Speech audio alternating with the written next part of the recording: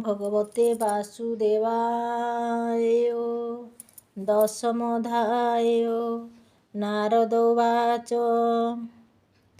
विष्णुर वर कथा शुणी मने विचारे वीरमणि भक्ति जोगरु विघ्न प्राय मणि प्रह्लाद कला भय हसी नृसिंह मुख चाहि बोलई शिरे कर देई।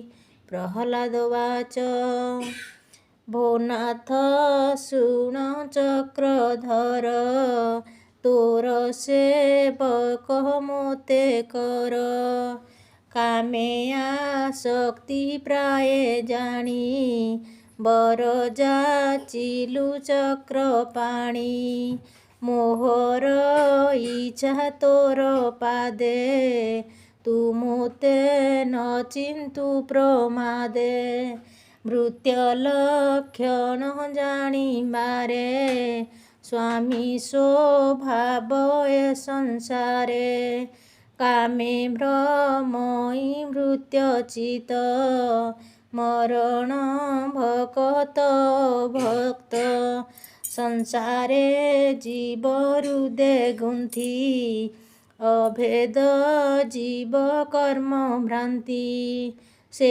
कथा भले जानू तुही ए अनुमान न घटई तोते आराधी प्राणी जेबे तोर आशीष चिते भावे भक्त लक्षण तान गणी जे आत्मा चिते न प्रमाणी जे प्राणी इष्ट आशा करे मृत्य न बोलिता संसारे जे प्राणी मृत्य कष्ट देई ता स्वामी पण रहे नाही निष्काम भृत्य मुतो हर तू स्वामी जगत ईश्वर राजार सेवक जे सने वंचई आज्ञा लंघने तथापि मोर दोष अर्थे तो वाक्य पालन जुकते मागई बर तोर पाद जे मन्ते न पड़े प्रमाद एमंत बर दियो मोते तो माया तरिबी के मन्ते तो माया तरिबी जे मन्ते जे बर हृदे मोर रही वृक्षरोपण प्राय होई पत्र कुसुम फल नृत्य मंगल कुशल जगते पत्र कुसुम फल नृत्य मंगल कुशल जगते से बर हृदे मोर रहु भोनाथ एहि बर हेउ इंद्रिय मन प्राण गति आत्मा स्वभावे प्रीतमति लाज संपद तेज ज्ञान सत्य संतोष व्रतमान जे जन ये सर्वनाशन्ति जैसे जन्म कर श्रीपति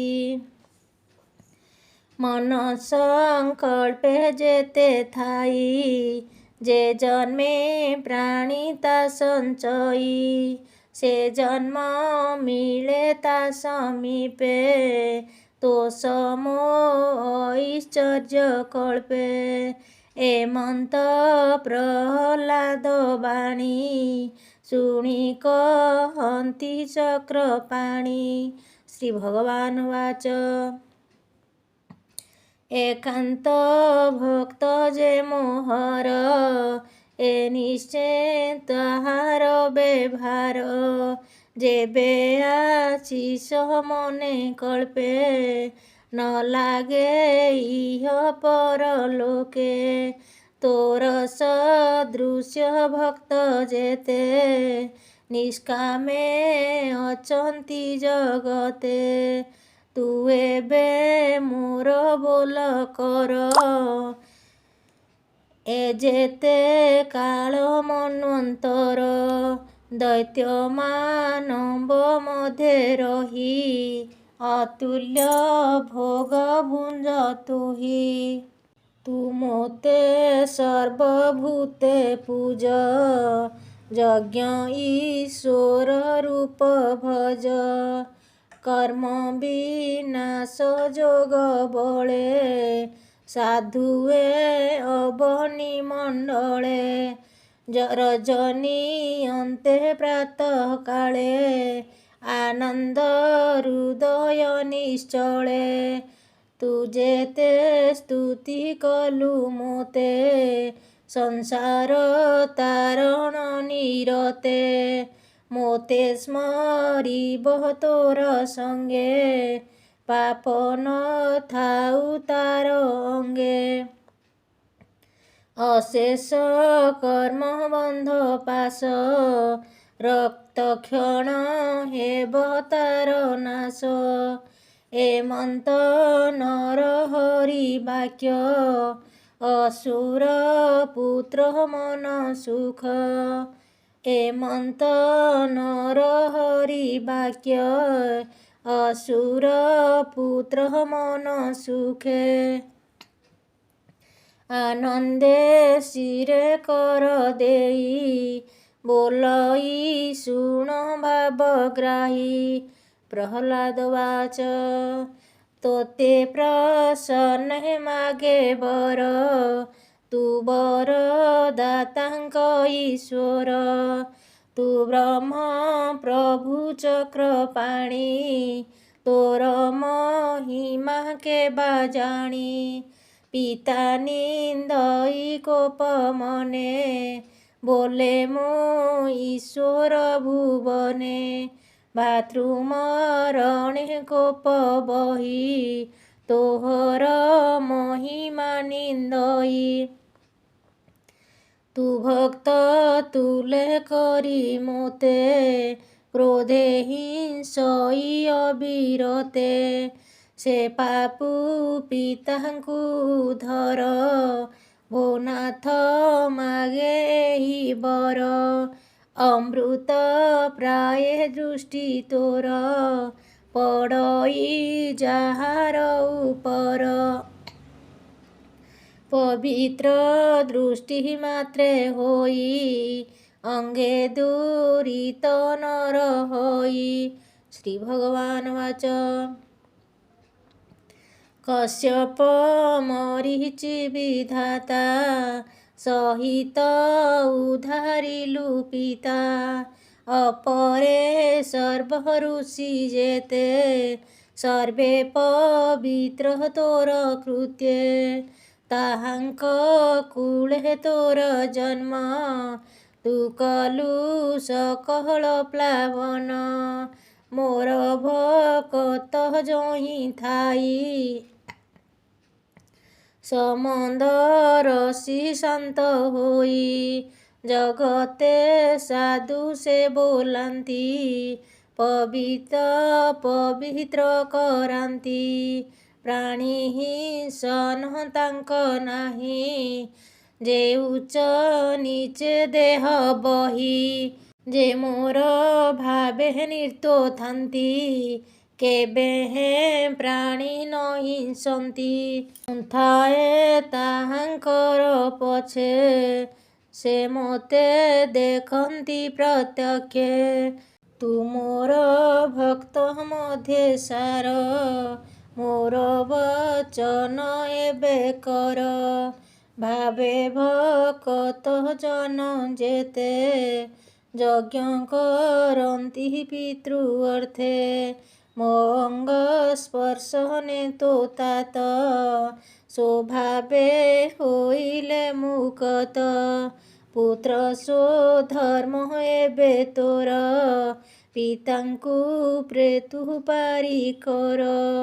ବେଦବାଦୀଙ୍କ ବାକ୍ୟ ଅର୍ଥେ, ପିତୃତର୍ପଣ କର ତୀର୍ଥେ। ମୋ ପାଦେ ମନ କର ସ୍ଥିର, ପିଣ୍ଡେ ତୁ ପିତାଙ୍କୁ ଧର।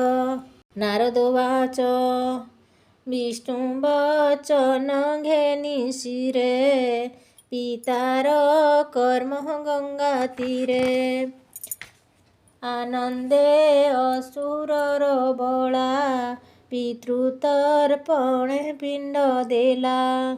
ବିପ୍ରେ ମିଳିଲେ ବିଷ୍ଣୁ ବାକ୍ୟ, ପ୍ରହ୍ଲାଦ ନୃପଭିଷେକ। କ୍ଷିତି ମଣ୍ଡଳେ କଲେ ରାଜା, ନୃପେ କରନ୍ତି ପାଦ ପୂଜା। ଅଦ୍ଭୁତ ଦେଖି ତାର କଥା, ଆନନ୍ଦ ମନେ ସେ ବିଧାତା। ସଙ୍ଗେ ଘେନିଣ ସର୍ବ ନୃପ, ମିଳିଲେ ନୃସିଂହ ସମୀପ। ଆନନ୍ଦେ କର ଦେଇ ଶିରେ, ପବିତ୍ର ବାକ୍ୟ ସ୍ତୁତି କରେ। ବ୍ରହ୍ମବାଚ ଓ ଦେବ ଦେବଙ୍କର ବର, ଅଖିଳ ସୃଷ୍ଟି ସୃଷ୍ଟିକର। ଭୂତ ଭାବନ ସର୍ବସିଦ୍ଧି, ତୁ ନାଥ କରୁଣା ବାରିଧି। ଲୋକେ ସନ୍ତାପି ଏ ଅସୁର, ମୋ ନାଥ କଲୁ ତୁ ସଂହାର।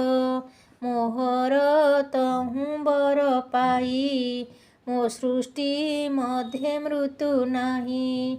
ତପର ତେଜ ବଳେ ଦୁଷ୍ଟ, ନିଗମ ମାର୍ଗ କଲା ନଷ୍ଟ। ତୁ ନାଥ ତାହାକୁ ସଂହାରି, ରଖିଲୁ ବେଦ ମାର୍ଗ ଶିରି। ତାହାର ପୁତ୍ର ଭାଗ୍ୟବନ୍ତ, ଦୁର୍ଲଭ ବିଷ୍ଣୁଙ୍କ ଭକତ। ତାକୁ ରଖିଲୁ ପିତା ମାରି, ମରଣ ସଙ୍କଟୁ ଧରି। ଏ ନରସିଂହ ରୂପ ତୋର, ଧ୍ୟାନେ ଚିନ୍ତିବେ ଯେତେ ନର। ସର୍ବ ସଙ୍କଟୁ ହେବ ପାର, ଶରଣେ ଫିଟିବ ଦୁସ୍ତର। ଶ୍ରୀ ଭଗବାନ ବାଚ ଶୁଣ୍ୟ ବିଧାତା ମୋ ଉତ୍ତର, ସନ୍ତୋଷ ହୋଇ ଯେବା କର। ତପ ସମାଧି ଯୋଗ ସାଧେ, ନ ଦେବୁ ଅସୁରଙ୍କ ମଧ୍ୟେ। ଦୁଷ୍ଟ ପ୍ରାଣୀଙ୍କୁ ବର ଦେଲେ, ଉରଗେ କ୍ଷୀର ପାନ ତୁଲେ। ନାରଦ ଉବାଚ ବ୍ରହ୍ମାଙ୍କୁ ବୋଲି ଏ ବଚନ, ଯେ ସେ ସ୍ଥାନୁ ହେଲେ ଅନ୍ତର୍ଧ୍ୟାନ। ତକ୍ଷଣେ ଶୂନ୍ୟ ବିଜେ କରି, ବ୍ରହ୍ମା ପୂଜିତ ନର ହରି। ଜୟସ ବଦ ତ୍ରିଭୁବନେ, ପ୍ରହ୍ଲାଦ ଦେଖି ତୋଷ ମନେ। ଶିରେ ବନ୍ଦିଲା ବ୍ରହ୍ମା ପାଦ, ଭକ୍ତିରେ ହୋଇ ଗଦ ଗଦ। ଶଙ୍କର ପ୍ରଜାପତି ଗଣେ, ନମିଲା ଦେବଙ୍କ ଚରଣେ। ସନ୍ତୋଷ ହୋଇ ବ୍ରହ୍ମ ଯୋନି, ସଙ୍ଗେଣ ସପ୍ତ ଋଷି ଘେନି।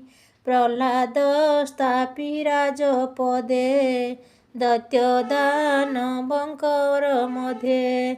ଆଶିଷ ଦେଲେ ଦେବଗଣେ, ହସ୍ତ ପ୍ରସାରି ଜଣେ ଜଣେ। ପୂଜିଲେ ବ୍ରହ୍ମାଦି ମୂଳେ, ଇନ୍ଦ୍ରାଦି ଦଶ ଦିଗ କାଳେ। ଅସୁର ପୁତ୍ର ପୂଜିତେ, ସର୍ବେ ଆନନ୍ଦ ହୋଇ ଚିତେ।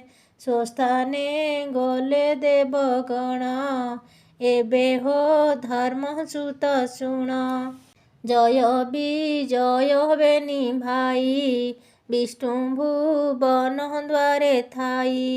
ବ୍ରହ୍ମାକୁ ମୋର ସାପ ବଳେ, ଜନ୍ମ ଲଭିଲେ ଦିତି କୋଳେ। ବୈରୀ ଭାବ ହୃଦେ ଭରି, ବିଷ୍ଣୁ ଦ୍ରୋହରେ କାଳ ହରି। ହରିର ହସ୍ତେ ପ୍ରାଣ ଦେଇ, ପୁଣି ଜନ୍ମିଲେ ବେନି ଭାଇ। ନିକଷା ଗର୍ଭେ ଜନ୍ମ ହୋଇ, ରାବଣ କୁମ୍ଭକର୍ଣ୍ଣ ଦୁଇ। ସୀତା ହରଣେ ରାମ ବାଣେ, ପ୍ରାଣ ଛାଡ଼ିଲେ ଘୋର ରଣେ। ରାମ ଶରୀରେ ଦୃଷ୍ଟି ଦେଇ, ପ୍ରାଣ ଛାଡ଼ିଲେ ବେନି ଭାଇ। ପୁଣି ଏ ଧରଣୀ ମଣ୍ଡଳେ, ଜନ୍ମ ଲଭିଲେ ରାଜକୁଳେ। ସେ ଦନ୍ତ ବକ୍ର ଶିଶୁପାଳ, ତେଜ ସ୍ୱଭାବେ ଅନର୍ଗଳ। ବୈରାନୁବୁଦ୍ଧି ଭରି ଦେହେ, ସାଜୁଜ୍ୟ ଲଭିଲେ ସମୂହେ।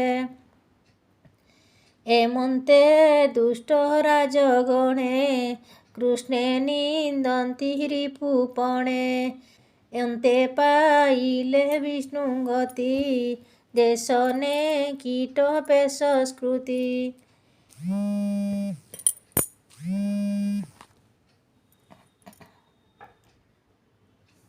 ଯେ ପ୍ରାଣୀ ଯେମନ୍ତ ଭଜଇ, ହୃଦେ ଭକତି ଭାବ ବହି। ସେହି ପ୍ରକାରେ ଲଭେ ଗତି, ଯେ ପ୍ରାଣୀ ଯେମନ୍ତ ଚିନ୍ତନ୍ତି। ଏବେ ହୋ ଶୁଣ ନୃପବର, ହରି ମହିମା ଅଗୋଚର। ଯେବେ ପୁଛିଲୁ ଯେଉଁ ଭାବେ, ସେ ହରି ଚରିତ ପ୍ରସ୍ତାବେ। ସେ ପୂର୍ବ ପ୍ରଶ୍ନ ତୋ ଅଗ୍ରତେ, କହିବା ଯଥା ଶକ୍ତି ମତେ। ଶ୍ରୀ ବିଷ୍ଣୁ କଥାକୁ ଯେ ରସେ, ଆତ୍ମା ଅଶୁଭକୁ ବିନାଶେ। ଏ ପ୍ରହ୍ଲାଦଙ୍କ ଚରିତ, ସ୍ୱଭାବେ ମହାଭାଗ୍ୟବନ୍ତ। ଜ୍ଞାନ ବୈରାଗ୍ୟ ଭକ୍ତି ବଳେ, ରହିଲା ବିଷ୍ଣୁ ପାଦ ତଳେ। ବିଷ୍ଣୁର ସ୍ୱର୍ଗ ସ୍ଥିତି ଅନ୍ତ, ଯେ ଗୁଣ କର୍ମାନୁବର୍ଣ୍ଣିତ।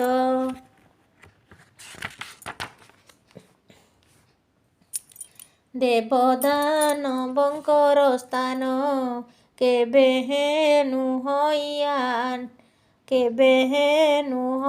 ତାନ। ହରି ଭଜନ ବିପରୀତ, ଏ ବିଷ୍ଣୁ ଜନଙ୍କର ମତ। ଅଜ୍ଞାନେ ବୈଷ୍ଣବ ଧର୍ମ, ଅଶେଷ ଆଦି ଆତ୍ମା କର୍ମ। ବିଷ୍ଣୁ ମହିମା ପୁଣ୍ୟ ଜାଣି, ଯେ ନର ସ୍ତୁତି ମାର୍ଗେ ଶୁଣି। ଲୋକେ କହନ୍ତି ସୁଧାରସେ, ସର୍ବଦୁରିତ ସେ ବିନାଶେ। ଏ ଆଦି ପୁରୁଷଙ୍କ କଳା, ଶ୍ରୀ ନୃସିଂହଙ୍କ ରୂପ ଲୀଳା। ଅସୁର ପତି ବଧ ବାଣୀ, ଯେ ମୁଖେ କହେ ନୃତ୍ୟ ଶୁଣି। ସନ୍ତୋଷେ ସର୍ବଗୁଣ କଥା, ଅଶେଷ ମୁନି ମଧ୍ୟେ ଜ୍ଞାତା। ପ୍ରସ୍ତାବେ ଶୁଣି ଜନ ମଧ୍ୟେ, ନିର୍ଭୟେ ଯାନ୍ତି ବିଷ୍ଣୁ ପାଦେ। ତୁ ଯେ ପାଣ୍ଡବ କୁଳେ ଜାତ, ତ୍ରୈଲୋକ୍ୟ ମହାଭାଗ୍ୟବନ୍ତ। ଲୋକେ ପବିତ୍ର ମୁନି ଗଣେ, ତୋର ଭୁବନେ ଅନୁକ୍ଷଣେ। ମିଳନ୍ତି ଘେନି ତୋର ଭାବ, ତୋ ଗୃହେ ବସେ ପଦ୍ମନାଭ। ଯାର ମହିମା ଦେବଗଣେ, ଲୋଡ଼ି ନ ପାନ୍ତି ଭବ ବଣେ। ଯେ ବ୍ରହ୍ମା ନିର୍ବାଣ ଦୁର୍ଲଭ, कैवल्य मुक्ति अनुभव से प्राय सुहृद तोहर अशेष मंगल आकार सकल आत्मा से पूरित अशेष गुरु दैवत ଯାହାର ମହିମା ବର୍ଣ୍ଣନେ ଭବ ବିରଞ୍ଚି ଆଦି ଜନେ ବିଷ୍ଣୁ ବୃଦ୍ଧିରେ ଭାବ ଚିନ୍ତି କେବେ ହେଁ ଚିହ୍ନି ନ ପାରନ୍ତି ମୌନେ ଭକ୍ତି ଯୋଗେ ପୂଜି କେବେ ହେଁ ନ ପାରନ୍ତି ଖୁଜି। ସେ ବୈଷ୍ଣବ ଜନଗତି ତା ପାଦେ ରହୁ ମୋର ମତି ସେ ହରି ତୋତେ ଦୟା କରି ତୋ ପାଦେ ରଜୁ ମୋର ମତି ସେ ହରି ତୋତେ ଦୟା କରି ତୋ ନାମ ଜଗତେ ବିସ୍ତାରୀ ପୂର୍ବେ ଯେ ଦେବାସୁର ଯୁଧେ ରୁଦ୍ରଙ୍କୁ ଦେଖିଲେ ପ୍ରମାଦେ ଏ ବାକ୍ୟ ମୁନି ମୁଖୁ ଶୁଣି କପାଳେ ଦେଇବେନି ପାଣି। ଯୁଧିଷ୍ଠିର ଉବାଚ ବୋଲେ ନାରଦ ମୁଖ ଚାହି ଓ ନାଥ ମୋତେ କର ତ୍ରାହି କହ କେ ବଣ କାଳେ ହରି ଦେବଙ୍କ ଶଙ୍କା ଦୂର କରି ଅସୁର ବଳ କଲେ ନାଶ ଯେ ହରି ଜଗତେ ବିଶ୍ୱାସ ଏମନ୍ତ ଧର୍ମସୂତ ବାଣୀ ଶୁଣି କହନ୍ତି ବ୍ରହ୍ମ ମୁନି ପୂର୍ବେ ଯେ ଦେବାସୁର ରଣେ ଯୁଧେ ଜିଣିଲେ ଦେବଗଣେ ଅସୁର ପଳାଇ ବିଷାଦେ ମୟ ଦୈତ୍ୟ ବେନି ପାଦେ କାତରେ ପଶିଲେ ଶରଣ ଭୟେ ସକଳ ଦୈତ୍ୟଗଣ ମୟ ଦୈତ୍ୟ ତାହା ଚାହିଁ ଅସୁର ଗଣେ ଦୟା ବହି ବିମାନ କଲା ତିନି ପୁର ଭିତରେ ଘୋର ଅନ୍ଧକାର